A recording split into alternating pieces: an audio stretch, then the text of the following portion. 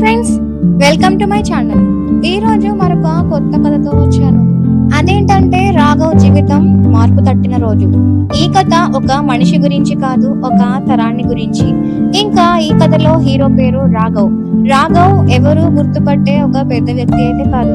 సాధారణ ఉద్యోగం, సాధారణ జీతం, సాధారణ కుటుంబం. ఇంకా అతని చేతిలో ఎప్పుడు ఒక మొబైల్, ఇంట్లో భార్య, ఇద్దరు పిల్లలు. మనసులో మాత్రం ఎప్పుడు ఒక భయం ఉండేది రాఘవ్కి. అదేంటంటే రేపు ఏమవుతుందో అని. ఇంకా రాఘవ్ కూడా మనలాగే జీవితాన్ని నడిపించుకుంటూ వెళ్తున్నాడు. కానీ అతనికి తెలియదు, ఒకరోజు ఏఐ అనే మాట అతని ఇంటి తలుపు తట్టబోతుందని. ఇంకా సురక్షితం అనుకున్న జీవితం ఒకరోజు రాఘవ్కి మలుపు తట్టింది. అలా అల్లారం మొగగానే లేచాడు. ఇంకా ఆఫీస్ ఫైల్స్, టార్గెట్స్ అంటూ సాయంత్రం ఇంటికి వచ్చి మొబైల్ ఫోన్ లో స్క్రాల్ చేస్తూ ఇదే జీవితం అనుకునేవాడు. ఇంకా అతనికి పెద్ద కలలు కూడా లేవు. పిల్లల భవిష్యత్తుపై ఆశ ఉంది. అదే అతని బలహీనత, అదే అతని బలం. ఇంకా రాఘవ్కి మొబైల్ అంటే చాలా ఇష్టం. కానీ అది అవసరమా లేక అలవాట? ఇంకా news, short videos, motivation reels ఇలా అన్ని చూస్తాడు. కానీ ఏది అమలు చేయడు. ఇవి మనకు అవసరం లేదు అనుకొని తనకు తాను మోసం చేసుకున్నాడు.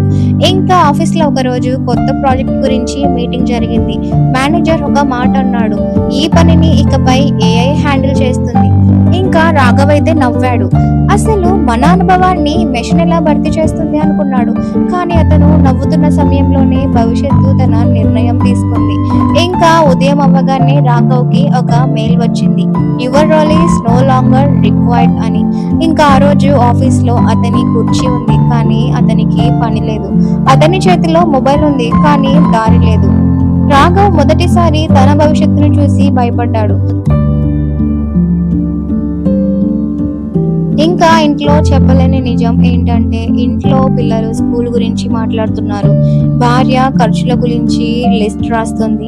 ఇంకా రాఘవ్ మాత్రం నవ్వుతూ కూర్చున్నాడు. ఆ నవ్వులో భయం ఉంది, అవమానం ఉంది. ఆ రాత్రి అతను నిద్రపోలేదు. మొబైల్ తెరిచాడు, కానీ ఈసారి సమయాన్ని చంపడానికి కాదు, దారి వెతకడానికి. ఇంకా కుటుంబానికి ఒక ధైర్యం ఇవ్వాలనుకొని ఒకరోజు రాఘవ్ భార్య అడిగింది, ఏమైంది, నువ్వు మారిపోయావు అని. అప్పుడు అతను అన్ని చెప్పేశాడు. ఆమె ఏడవలేదు, తిట్టలేదు. ఒక మాట చెప్పింది, మనం కలిసి ఎదుర్కొందాం అని. ఆ మాటతో రాఘవ్ కి గుండె నిండా ధైర్యం వచ్చేసింది.